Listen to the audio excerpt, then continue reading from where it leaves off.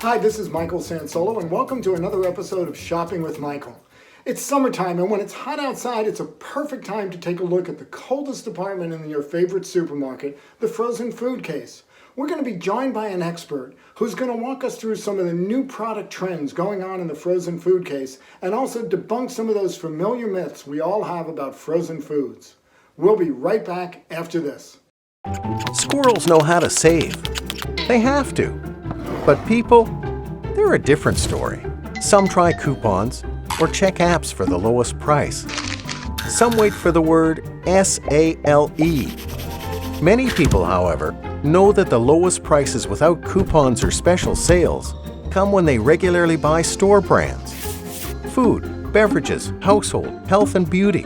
Your supermarket, drug chain or mass merchandiser has store brands with comparable ingredients, taste and performance to more expensive national brands.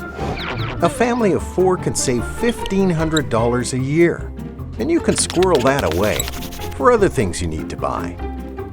Store brands, the real way to save. Welcome back. Denise Leathers is the editor of a leading trade publication that examines and follows the developments, trends, and products going into the frozen and refrigerated cases in your local supermarket. Denise has been covering the supermarket industry for years and has a great sense of what is really happening inside the store. Denise brought us up to speed on all the new trends going on in the frozen food case. What has changed so much with them? Why are they so much hipper these days? Biggest change is that they're so much better quality than they used to be. It's not the cheap, preservative-filled belly filler that a lot of us grew up with. Frozen products today are preservative-free. They're made with natural ingredients. They're made with real ingredients, whether it's real cheese on the pizza, real milk. But not only are they made with good quality ingredients, they're also made without some of the bad stuff. Mm-hmm. So no preservatives, no artificial flavors or colors, no GMOs, which are genetically modified ingredients. Well, why don't we show some of those? Because you brought us a whole bunch of interesting products today. What are we seeing with some of these? Because we've got all kinds of trends here on the table. Why don't you point some of these out? Sure. Well, the biggest trend is, as I mentioned, is just better quality all around. So this product right here, this is a fit meal, and it's high protein. Of course, it's free from all of the bad stuff, but again, it's also better for you in that it's got protein, it's made with cashews, just better quality all around. Another big trend in frozen foods is you're seeing a lot more ethnic products. So back in the day, it was just fish sticks, maybe mac and cheese, maybe some TV dinners. Well, that was as ethnic as we got in the 50s. Right. It was a different time, Exactly. Yes. But nowadays, you can get, this is a shakshuka product. We've got a Cuban-style product. We've got a couple of Asian products. And this is, every supermarket, whether it's a budget supermarket, a value-oriented supermarket, or whether it's a high-end gourmet supermarket, you can get this stuff everywhere. Well, you also have stuff, you talked about real, and I noticed this pizza here because it's got real cauliflower crust, and this is a trend I see everywhere. What is the point of having a cauliflower crust? And this one says it's real cauliflower in that crust. Right. One of the biggest trends is swaps. So you're seeing a lot of products that used to be heavy in carbs with lots of pasta and rice. So what manufacturers are doing is making them healthier by swapping out the high carb ingredients and substituting cauliflower.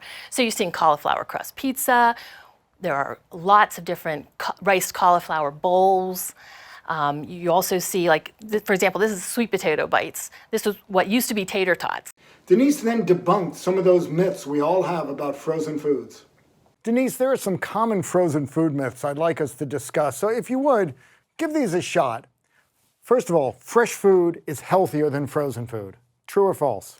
Definitely false. But in frozen food, it's always frozen at the peak of freshness. It's frozen right after it's picked.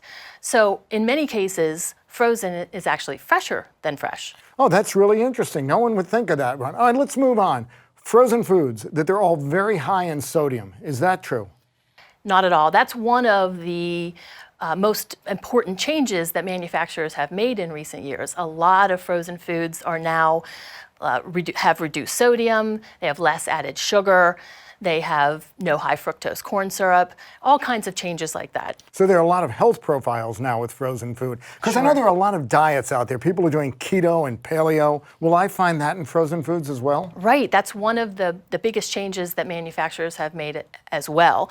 It's very hard to follow a keto diet or a paleo diet if you have to make everything from scratch. So manufacturers have really answered the call, and they've come up with meals, especially meals that you can pop in the microwave and have a keto or paleo meal in 5 minutes. And obviously, if you're vegan or organic, all kinds of options for you. So the convenience factor is there with this. All right, let's keep going with this. Frozen food has a higher price point or is more expensive than what I buy fresh? Not always true. In fact, oftentimes fresh is more expensive than frozen, but the real savings comes in terms of the waste. You're not wasting with frozen foods, whereas when you buy fresh, a lot of it goes into the garbage or into the garbage disposal. With frozen, you buy what you need, you use what you need. A lot of the packaging nowadays is resealable, so you can pop it back in the freezer and use it another time. And also in frozen, a lot of manufacturers are offering single-serve products now. I think we mentioned earlier some single-serve desserts. We've got single-serve handheld entrees, burritos, pockets, that sort of thing. So you're saving money that way. Okay, so it may be more economical. The price may be higher on an individual item, but it's more economical to my budget because that bag of broccoli I'm buying, I might use at 6 different meals. Exactly. All right, the last one, and I think this one comes up all the time, is frozen food highly processed? Not at all, not at all. Again, that's one of the things that manufacturers have really worked on improving over the past couple of years. So much of what you're finding in the frozen food department now is minimally processed. They do, the least that they can. So you're getting, and again, it's artificial preservative-free, it's artificial flavor-free, artificial color-free. So yeah, it's much less processed than ever before. So for a lot of us shoppers, when we go into the frozen food aisle, we need to bring a new attitude because these are not our grandmother's frozen foods. We are in a new era, and the products have new attributes and a lot of new benefits based on what you're saying. So we can really make these a part of our regular shopping trip, and it's going to work for us in all kinds of ways, isn't it? That's so true. Thank you, Denise, for joining us today. Well, as we learned today, some of the hottest and most innovative trends happening in your favorite supermarket are happening in the coldest place in the store, the frozen food department. So if you haven't been there in a while, it's worth another look to see some of these new trends that Denise talked about. Thank you for joining us, and we'll see you next time on Shopping with Michael.